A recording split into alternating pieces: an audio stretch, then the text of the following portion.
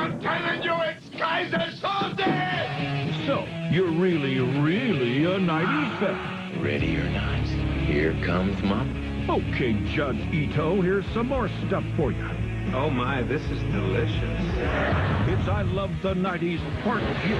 This is 1995. Again. Snoochie boochies. The flicks. The fashions. The trends. Hello and welcome to Movie Phone. The two. The TVs. If it doesn't fit, we must have quit. A totally money year that gave us even more burning questions. Can being an expert in crappy movies help you play that Kevin Bacon game? It would be so much easier if I could name one Kevin Bacon film. Hemp, revolutionary fiber, or just another kind of wacky tobacco? We could save the world with hemp. And who better to solve your problems than the lovely Dionne Warwick? Was she the psychic, or she just had psychic homies? The answers to those questions, plus the Fashion Cafe, where eating and eating disorders come together. This is a place that people from all over the world can come and see what we do, which is important. Like what? And the one that got away in L.A. Marsha, Marsha, Marsha, you let a killer go free. Because you still love the 90s. Because you still break out that baby doll dress for kinky role-playing. Admit it. This is 1995, Part 2. Who didn't know that? Wake up, people. 90s back. All right. Break it down. Marsha. I'm telling you, it's Kaiser Soze! Kaiser Soze. The point really with The Usual Suspects is not about the plot. It's about just trying to understand what the hell's going on and who's who and who is Kaiser Soze. Who's Kaiser Soze? It's not a guy who used to talk about Soze in New York. There is no Kaiser Soze. Chaz Valteri is this detective trying to find who's Kaiser Soze. Kevin Spacey is retarded. He plays a retarded guy. The great actors of the day were around, you know, Kevin Spacey and Stephen Baldwin. Is he a mongoloid, technically? The guy's fingered my ass tonight. Is it Friday already? Benicio del Toro was so hot in that movie. Even though you can't even really understand what he's saying, somehow he's still hot. So when I got his hell stone up truck. What did you say? That was crazy. I just remember thinking, it's funny, but we can't understand you. I mean, it starts with the name. The name's almost unpronounceable. Benicio del Toro. Very hard to say. So he just took that a step further. I'm part of the job, man. I'll be part of the job. You want to know to be part of the job. The whole lineup scene was so funny. Hand me the keys, you mother. Hand me the keys, you. Hand me the keys. In English, please. Excuse me. Hand me the keys.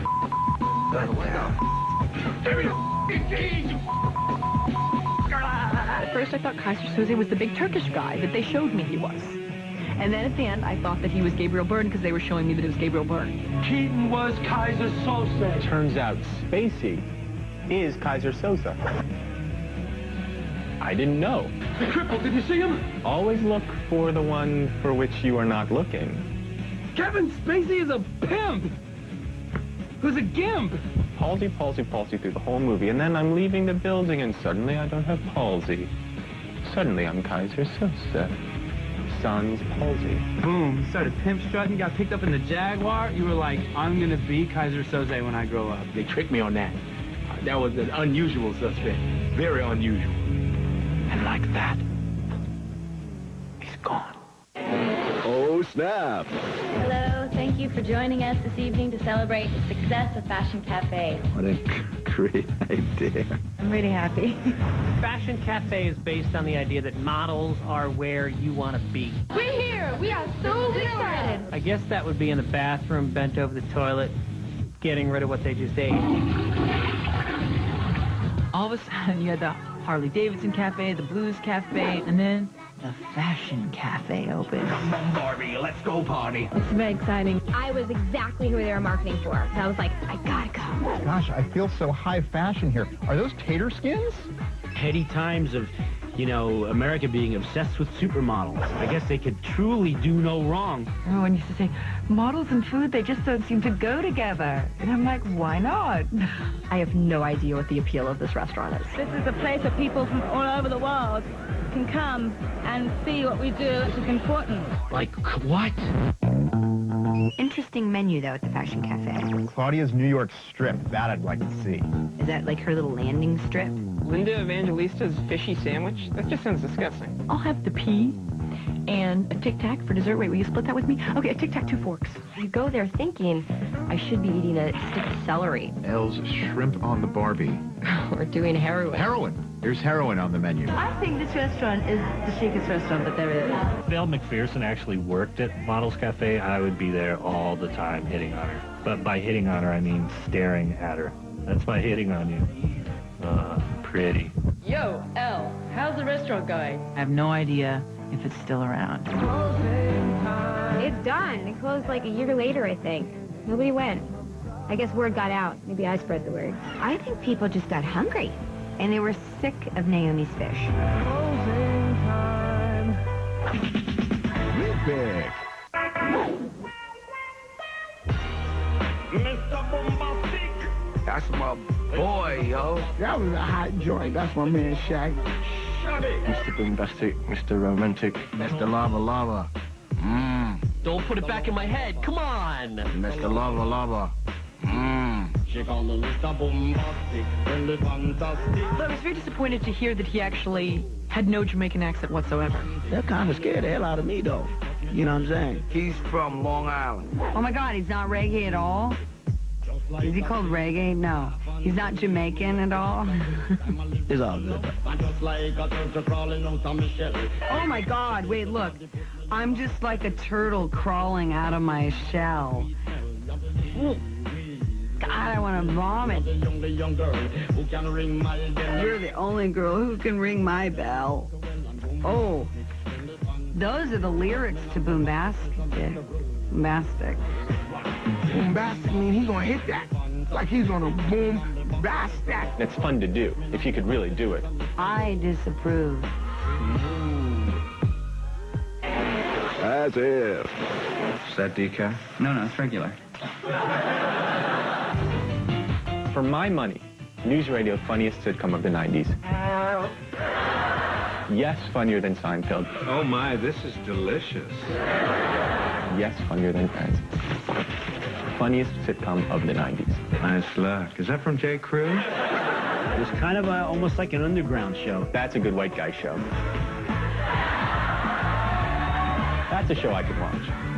Nerdy, uptight white people. About a crew that works at a radio station here in New York. Everyone's a little bit weird and a little eclectic. You know what we need around here is an anti-whining ordinance. So just sip your sniveling little lip and haul your skinny It was a great setting for a show. I liked it the first time, when it was WKRP in Cincinnati. Problem? Big fight. Due to? Argument. Issue? Temper. Hers? Mine. Hitter? No. It's one of these ensemble casts where they go, okay, none of these people is really talented enough to carry a show, but maybe 9 of them together, maybe we can slip under the radar for about 8 years. Oh, yeah. Andy Dick, Maura Tierney, Dave Foley, Stephen Root. That's a show for me. Funny stuff, Phil Hartman. Come on. I've been better. Coughed up something that looked like escargot this morning. Joe Rogan, who went on to do Fear Factor, I think he was in there too. I'll try. Yeah, well, thanks, Fonzie. It never was a huge success, but, you know, I think it's probably because it was just too smart. Check out the silliness. It was unique. It had a point of view, a distinct voice.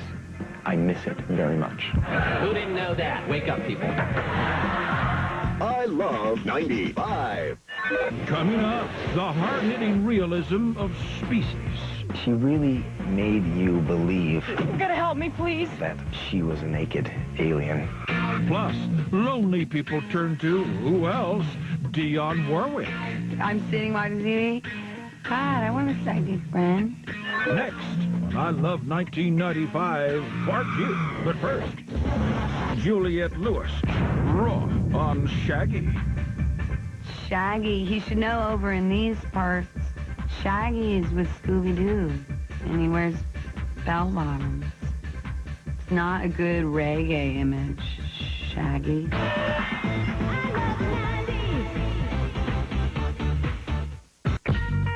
Ben Stein's Pimpus Tracks, 1995. Yo, you feeling me? That's right, Ben Stein here to blow the roof off this joint with the Pimpus Tracks of 1995. Players Anthem by Junior Mafia. 1, 2, y'all. Up in the cabin, cause these ain't the ones for the dipping and dabbing. I Wish by Ski Low. I do sometimes wish I was a baller. I wish I was a little bit taller. I wish I was a baller. I wish I had a girl who looked good. I would call her. Big Pop by the Showstopper, the Rhyme Dropper, Notorious B.I.G. Rest in peace.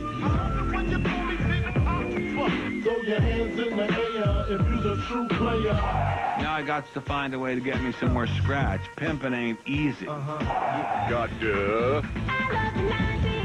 Gotcha. Where's a good place to find a man? Species was the greatest movie of all time. There was a government experiment where they took a little thing of alien DNA and mixed it with human DNA. What they got was one mean bitch. Everybody wanted to see it because they thought it was going to be just gory. Then when it came out that she was flying naked, whoa. Natasha Henstridge. That girl was a god. Everybody has a few out clauses in their marriage. I built in Natasha Henstridge. The best theatrical introduction ever. Coming out of a giant rubber vagina filled with mucus and just doing a 360 and landing perfectly. It's like, that's the kind of intro I want. She really made you believe You're gonna help me, please? that she was a naked alien. Who says art is dead in Hollywood? I think she's trying to mate. The alien had to be hot, because no one wants to see a movie where E.T.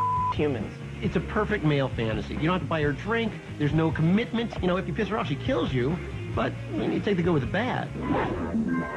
I wouldn't care if she was a bloodthirsty murdering alien because there'd be just that one special quick moment before she turned into a bloodthirsty, vicious alien. Don't go. Please. I want a baby. What? You're not even off of my crotch, and you're already telling me I'm committed here to more stuff. That's not good. That scared me for a while. I ain't bring nobody home for a while after that. I had to get my detect out. That's some killer cooch.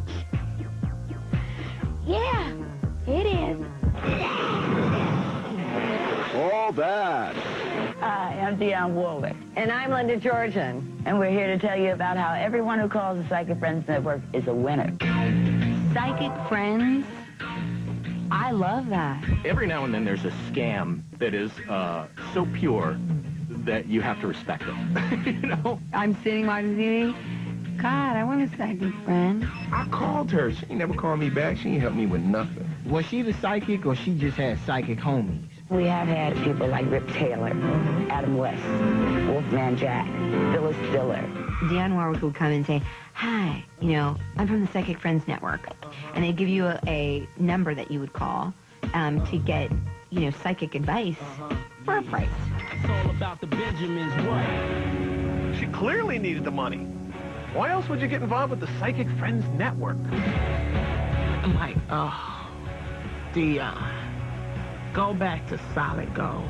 You don't have to do this, girlfriend. I think the scariest thing about Psychic Network was Dionne Warwick's nostrils. She did look like the host from Tales from the Crypt. Hi, and welcome to the Psychic Craft. It was so great that Dionne Warwick had the Psychic Friends Network. Without it, we never would have had Miss Cleo going, call me now for your free reading. Call me now for your free tarot reading. Miss Cleo wins out every time.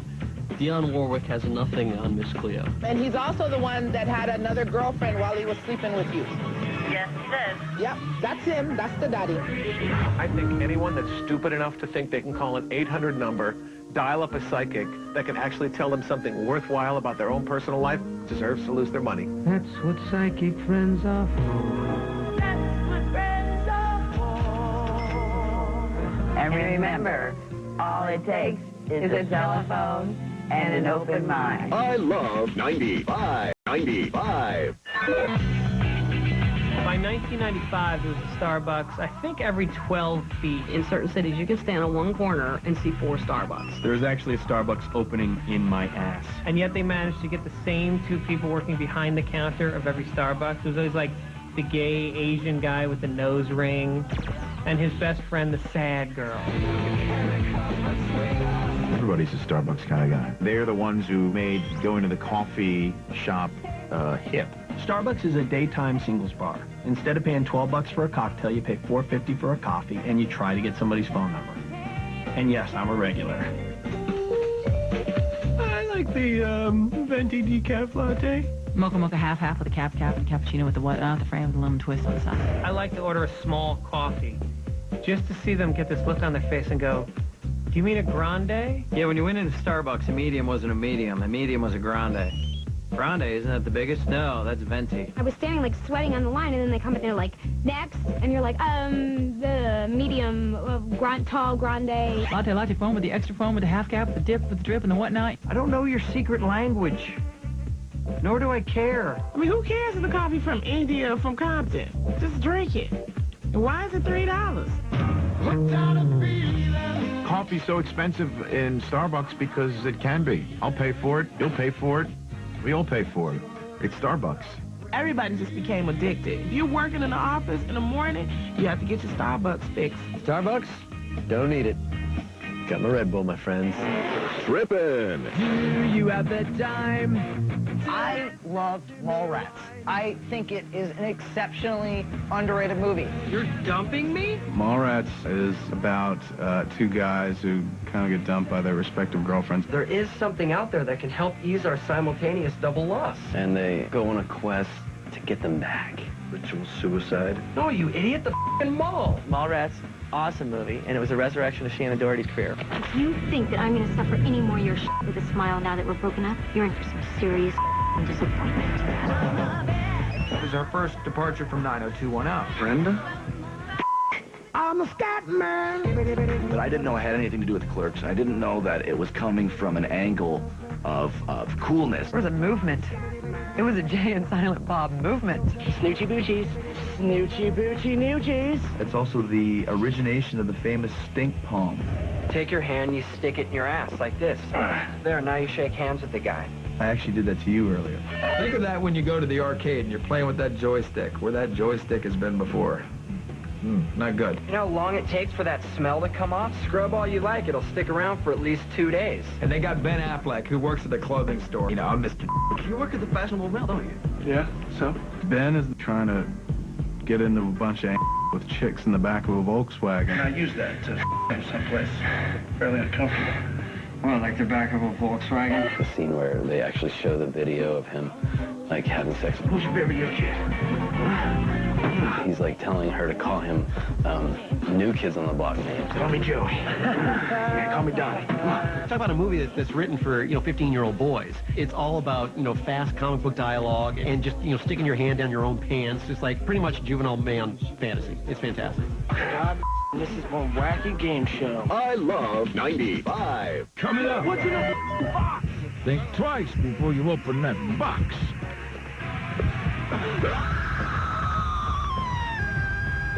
Plus, Smack my bitch up. the great debate about foxy ladies and foxholes. Females have biological problems staying in a ditch for 30 days because they get infections. Holy And the most messed up trial of the century. Sorry, every time I think about the OJ verdict, I start getting a nosebleed. Next on I Love 1995, Part 2. But first, Jay and Silent Bob. Guys will go gay for. Ladies, Jay and Silent Bob are into his house.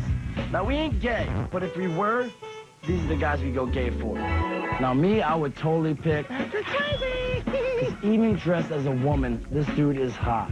A lunchbox over here, he would love to sleep with. Thanks! More like Apollo 13 inches, if you know what I mean. Right? You'd love 13 inches right in that of yours, huh? Would you? Would you take it like a man? Would you take it like a man, or would you scream like a little? And those are the guys that we'd go gay for. This is Jay and Silent Bob, and we're out of here. Budget. Hello and welcome to Booty Phone. You have selected the slow jams of 1995, also known as the best songs to put on when you're getting all up in that. Rated R. Please select one of the following options. 4. Water Runs Dry. Boys to Men. Press 1 now. 4. Candy Rain. Soul for Real. Press 2 now. 4. Brown Sugar. D'Angelo. Press 3 now.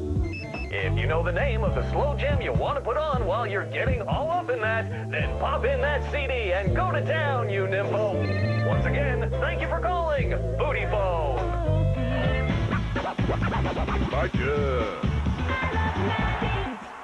Honestly, I've never seen anything like this. 7 was a great movie. 7, The 7 Deadly Sins. Brad Pitt looked really hot. Gwyneth Paltrow was in the movie. So friggin' scary. There's a vicious serial killer on the loose, and detectives Brad Pitt and Morgan Freeman are trying to track him down. He's a nutbag. Just because the who's got a library card doesn't make him Yoda. Wicked creative serial killer. That always happens in real life, who's using the 7 deadly sins as a theme for his murders. In real life, it's just like, dude kills a bunch of women. Never like, oh, he's playing off the Zodiac. I guess that actually did happen. There are 7 deadly sins. What are the 7 deadly sins? Sloth. Pride, envy. Gluttony. Gluttony. No. One I can relate to. Bad breath. Greed. Porn. Voting Republican. Wrath. Flatulence. Rooting for the Red Sox. Lust. Baby. You're looking for me. Kevin Spacey as John Doe. So in the same year, he played Kaiser Soze and this sick freak from 7. It's a good year for Kevin Spacey. The Lord works in mysterious ways. What a sick that Spacey was, huh? At the end of 7. Now there's a surprise. I think it's one of the best endings.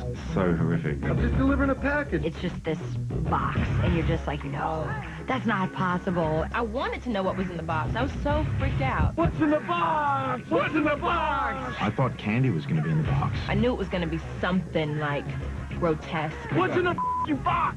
I'm going to open it.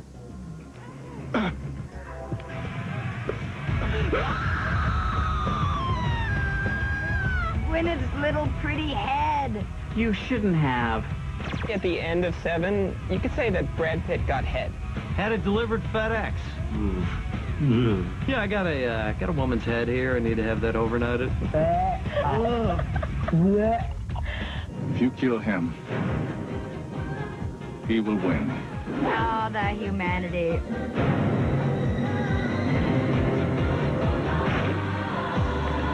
What a finish. What a finale. Tight. Oh, Newt Gingrich has something important to say. Let's listen in. If combat means living in a ditch, females have biological problems staying in a ditch for 30 days because they get infections. Holy Newt Gingrich was a very big persona, and he was the Speaker of the House. He decided in 95 that women should not be in the military. Why? Because they're not fit for battle. Ow! I have an infection.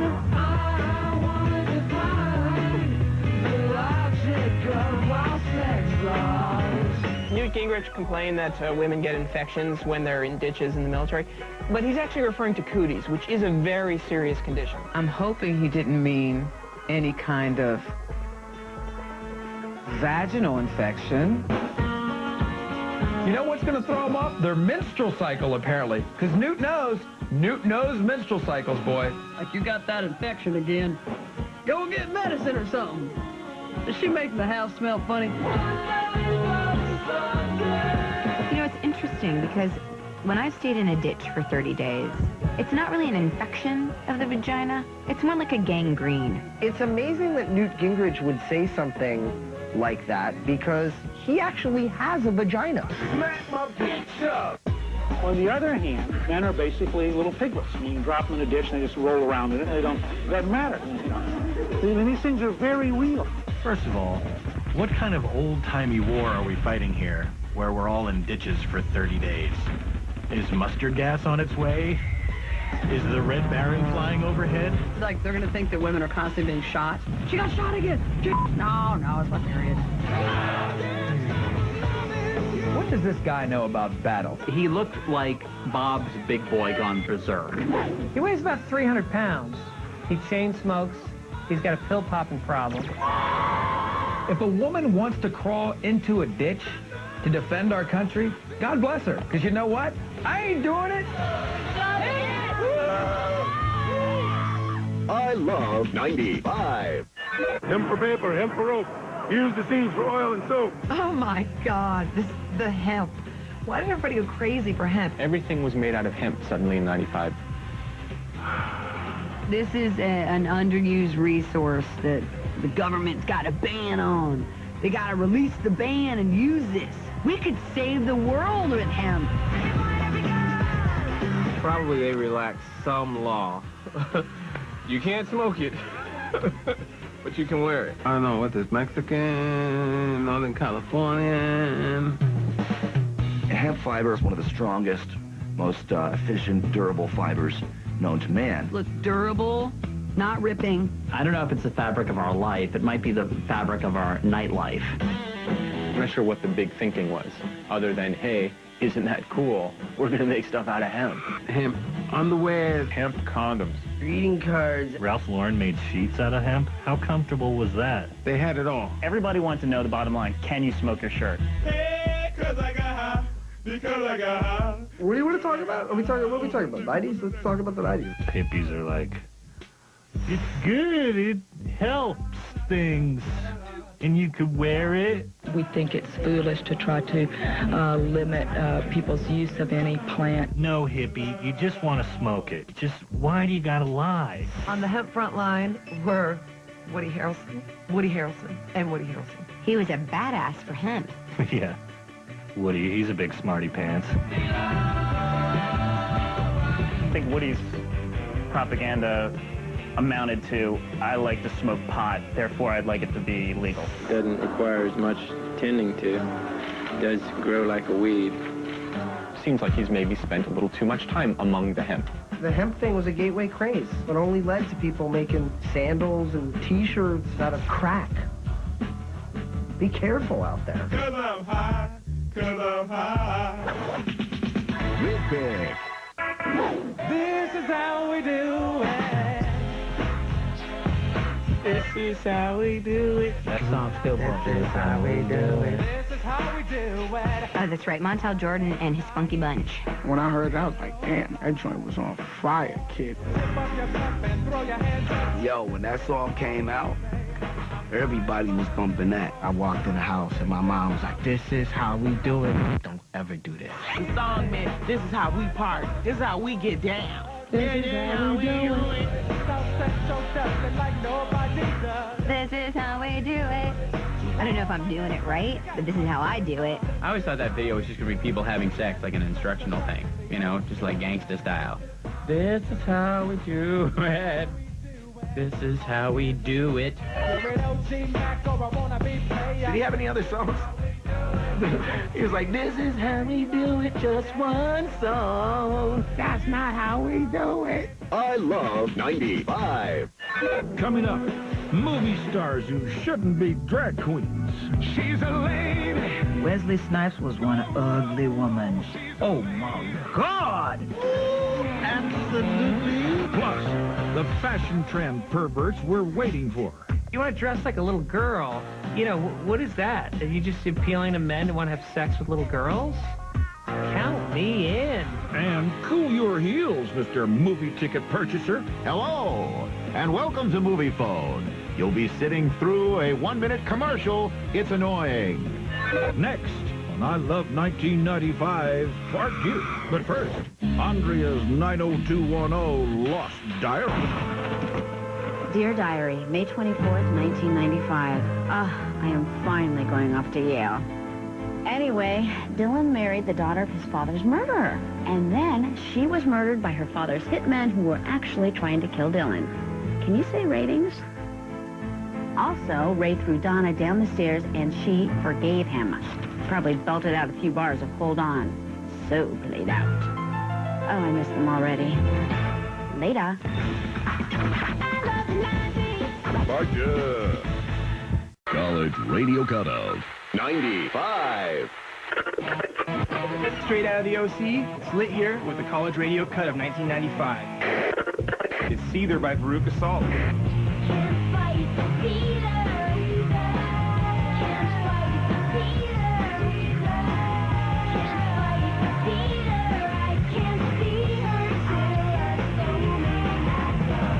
It's Seether, 1995's College Radio Cut on the low end of the dial.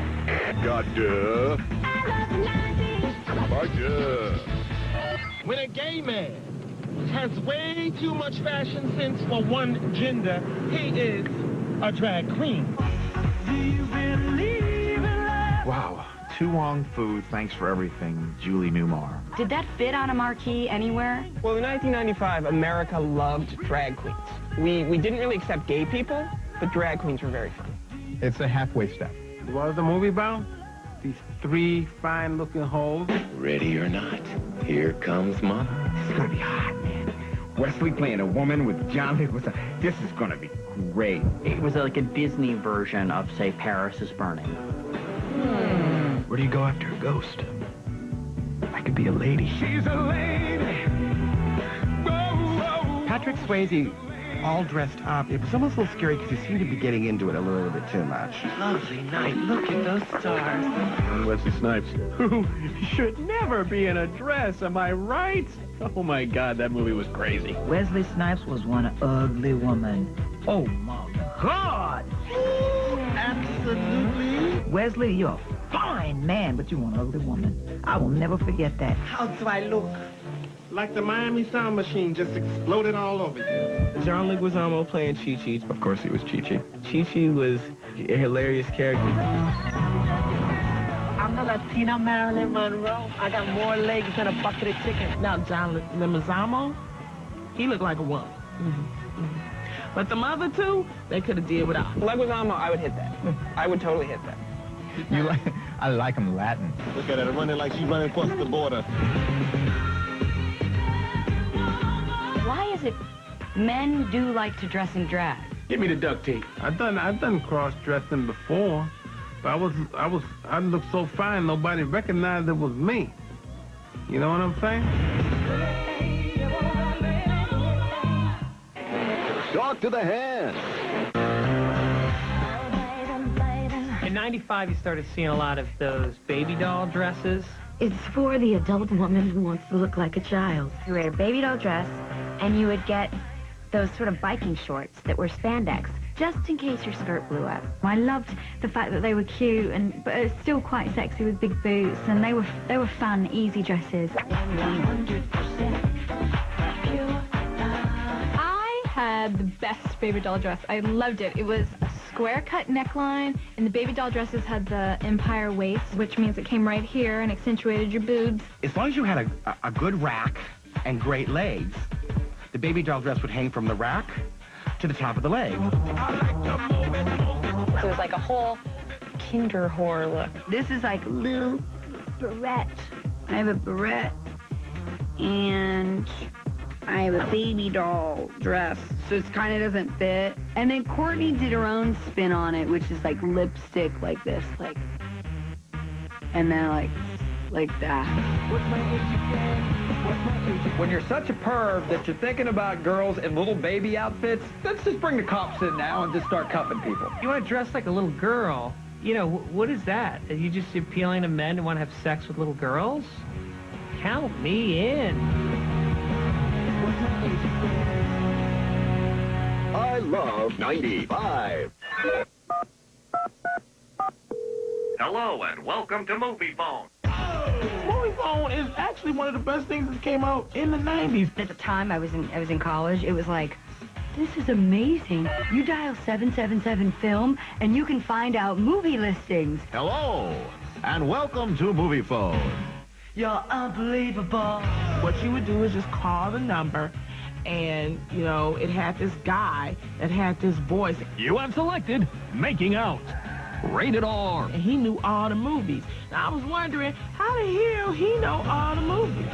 Movies. It's all we've ever been good at. The funniest thing about him doing the voiceover was that his voice never changed no matter what the project was. Dumbo, press 2. You know, Silence of the Lambs, press 3. Great when it first came out, and then you realize it started to get longer and longer. Like, he would start to do, like, bits. Hello! You'll be sitting through a 1-minute commercial. It's annoying. And it's just like, oh, my God, I just want to find out where the f***ing movie is and at what time, and can I get a ticket? Welcome to Movie Phone. If you want to tell me to shut up, press Y. I like it. Hey, I wonder what his face looks like. I think he's probably sexy. He probably looks like a mix between Wesley Snipes and Brad Pitt. Hello and welcome to Movie Phone. I'm Russ Leatherman, the Movie Phone guy. Let's go out to dinner and see a movie. Russ Leatherman, is that his name? That can't be his real name. What a crazy f***ing name, Russ Leatherman. Of course his name is Russ Leatherman. But what if he gets really old? You think anybody will replace him? They won't replace him. He'll be old. He'll be like 90. And who now? Frankly, I got nothing better to do with my time, and if Dick Clark can do it, I can do it, right? And see a movie. All that. 6 Degrees of Separation from Kevin Bacon was the idea that any one person could be connected to Kevin Bacon. Well, yeah, I mean, you can do, like, 6 degrees in general of anybody. I'm like 2 degrees away from comedian Rachel Harris, because Rachel Harris was on my show, Reno 911. I'd like to be 1 degree away from Rachel Harris. It could pretty much be any actor. I think 6 Degrees of Separation with Kevin Bacon just had a nice ring to it. It's obviously the rhyme. It could be a franchise. It could be 6 Degrees of Burger Nation. All right, let me figure out my 6 Degrees of Separation from Kevin Bacon. Let's see. This game would be so much easier if I could name one Kevin Bacon film. Okay, Kevin Bacon was in Footloose with an extra. Wait. Okay, wait. You work with, no, that wouldn't work. No, wait, let me try this again, because I'm really not getting it. God, I know. Wait a minute. Look at Kevin Bacon was in Sleepers with a bunch of actors. I was in the straight-to-video release, The Bogus Witch Project, starring Pauly Shore, who was in Encino Man with Brendan Fraser, who was in some other movie with that guy, and that guy was in Flatliners with Kevin Bacon. Action is made. And also I off Kevin Bacon once at a bar. No, Kevin, damn it. How can I not get that? I used to be good at 6 Degrees of Kevin Bacon. It ain't my fault he hasn't done any movies in a while. I love 95. Coming up, the saga of the bloody glove and O.J.'s big fat hand. O.J. put on the glove was the same way that a lot of guys put on a condom. You know, the girl's like, I want you to wear a condom. It's like, okay, oh. Can't. The trial to end all trials. Next, I Love 1995, Part 2. But first. Then and now, 95. Hi everyone, I'm Emma Bunton. Let's take a look at how the world has changed since I tattooed Baby Spice on my bum. Then Elijah Wood was North. Now he's Frodo, Oscar-winning Hobbit. Then Drew Barrymore flashed a thrilled Dave Letterman. Now Courtney Love flashed a scared Dave Letterman. Then only 7 million subscribed to internet access. Now, who doesn't have DSL? Want more stuff from back then? Log on to vh1.com and download your favourite ringtones. I did not, could not, and would not have committed this crime. The O.J. Simpson trial was the television event of the millennium. I remember watching every single day of the O.J. trial. I loved that show. An amazing cast starring Lance Ito. It was the best thing on television. Kato Kalin. Everybody got emotionally involved. Johnny Cochran. It was like real live soap opera. Everybody loves a great drama. Everybody loves a courtroom drama. Marcia Clark, Chris Darden, Mark Furman, F. Lee Bailey, with a special appearance by Robert Shapiro. I'm sorry. Every time I think about the O.J. verdict, I start getting a nosebleed. I'll be okay in a minute. My favorite thing is when he was putting on the glove. I think he did that during Sweeps Week. O.J. put on the glove was the same way that a lot of guys put on a condom, you know, with the girls. Like, the girl's like, I want you to wear a condom. It's like, okay, oh. Can't. And the glove did not fit. Elves killed my ex-wife. It's clear from the leathery elves. I remember the whole time thinking, he's a good actor. He should have won an Oscar for that one. If it doesn't fit, you must have quit. Johnny Cochran. Who am I? Was flashy. I put this knit cap on. Sexy and fantastic. I'm still Johnny Cochran with a knit cap. Just goes to show you, if you can rhyme, your client won't do time. I'm going to tell you something, ladies and gentlemen. That was the defining moment of this trial. Marcia Clark has that big mole, so if you're on the jury, you're just looking at that. Marcia, you let a killer go free. The sexual tension between Christopher Darden and Marcia Clark, you were just waiting for her to jump over the podium and make out with him at any moment. I hope that Marcia Clark and Chris Darden did have some great sex, because then no one really gained from their participation in this trial. Dream on, white girl. Dream on, black boy. All right, Mrs. Robertson, would you have the envelope with the sealed forms, please? Finally, the verdict comes in. In 4 hours, they wrapped it up. That's great. That's good. I stood to win $100, so I was like, please be innocent. We, the jury, in the above entitled action, find the defendant, Orenthal James Simpson, not guilty of the crime of murder. Brother and sister was partying.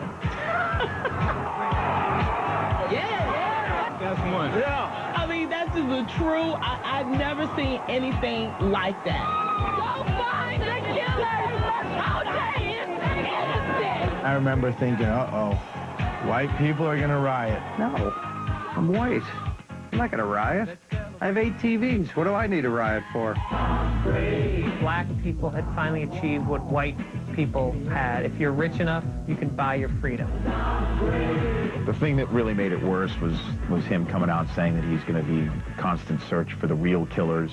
I will not rest until I find the real killer. Apparently the real killers were hanging out on the 8th tee box. It was great. It was great TV. People were really bummed out when it ended. I love 95.